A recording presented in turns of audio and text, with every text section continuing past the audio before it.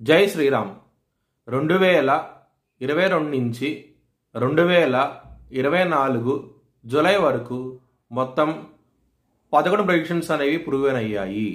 మరియు నా WhatsApp group link కూడా ఇచ్చాను క్రింద డిస్క్రిప్షన్లో. ఇది నిజమా కాదా అనుకుంటే కనుక ఈ 11 ప్రెడిక్షన్స్ అనేవి కింద డిస్క్రిప్షన్లో ఉంటాయి. మీరు చెక్ చేసి నిజమైతేనే నా వాట్సాప్ గ్రూప్ లింక్ యాడ్ అవ్వండి మరియు నా ఛానల్ని సబ్స్క్రైబ్ చేసుకోండి. కన్యారాశికి అధిపతి బుధుడు. కన్యారాశిలో హస్త 4 పాదాలు, చిత్త 1, 2 పాదాలు, ఉత్తర 2, 3, 4 పాదాలు ఉంటాయి. ఈ నక్షత్రం వాళ్ళందరికీను నేను చెప్పే వార ఫలితాలు వర్తిస్తాయి. ఈ వారంలో లగ్నాధిపతి అయిన బుధుడు లాభస్థానంలో వక్రించి ఉన్నారు. బిజినెస్ పరంగా మాత్రం పెట్టుబడిని తగ్గించి పెట్టుకోండి. బుధుడు కర్కాటక రాశిలో బలం తక్కువగా ఉంటారు. 22వ తారీఖు నుంచి జాగ్రత్త అంటూ ఎక్కువ తీసుకొని బిజినెస్ పరంగా మాత్రం. 2వ స్థానం అధిపతి అయిన శుక్రుడు 12వ స్థానంలో ఉన్నారు. సూర్యుడితో కలిసి ఉన్నారు.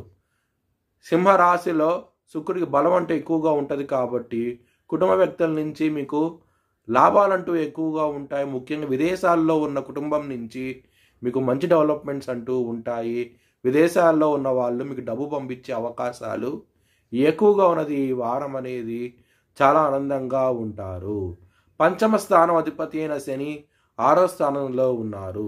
లవర్స్కి మాత్రం ఈ వారం అనేది అంత అనుకూలంగా లేదు. మీకు గొడవలు అయ్యే అవకాశాలు ఎక్కువగా ఉన్నాయి. ముఖ్యంగా 3వ వ్యక్తి మూలంగా గొడవలు అయ్యే అవకాశాలు ఎక్కువగా ఉన్నాయి. ఈగో ఫీలింగ్స్ లాంటివి కూడా ఎక్కువగా ఉంటాయి. ఈ వారం కొంచెం జాగ్రత్త అంటూ ఎక్కువ తీసుకోండి. 7వ స్థానంలో రాహు ఉన్నారు. రాహు 7వ స్థానంలో ఉండటం మూలంగా మ్యారేజ్ పరంగా మాత్రం ఇబ్బంది పడే అవకాశం ఎక్కువగా ఉన్నది. గొడవలు అంటూ ఎక్కువగా ఉంటాయి. మ్యారేజ్ అవ్వని వాళ్ళకి మాత్రం ఈ వారంలో కుదిరే అవకాశాలు ఎక్కువగా ఉన్నాయి. ఒకవేళ మీ జన్మ జాతకంలో కనుక దశలు అంతర్దశలు యోగించకుండా ఉంటే కనుక ఇది వర్తించదు. 8వ స్థానం అధిపతి అయిన కుజుడు 9వ స్థానంలో ఉన్నారు. గురుతో కలిసి ఉన్నారు. మీకు మంచి డెవలప్మెంట్స్ అంటూ ఉంటాయి. ముఖ్యంగా ధనపరంగా మాత్రం ఎటువంటి లోటు అంటూ ఉండదు. ఈ వారంలో చాలా ఆనందంగా ఉంటారు. కెరియర్ పరంగా మాత్రం ఈ వారం అనేది ఎక్సలెంట్ డెవలప్మెంట్స్ అంటూ ఉంటాయి.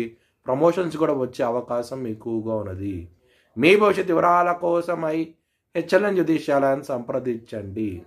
2024 భారత్ ప్రైమ్ మినిస్టర్గా నరేంద్ర మోడీ రీఎలక్ట్ అవుతాడని చెప్పి నేను మార్చ్ 2022లో చెప్పడం జరిగింది. అది ఈ నెల ప్రూవ్ అయ్యింది. Thanks for watching this video. Please like, share and subscribe my channel.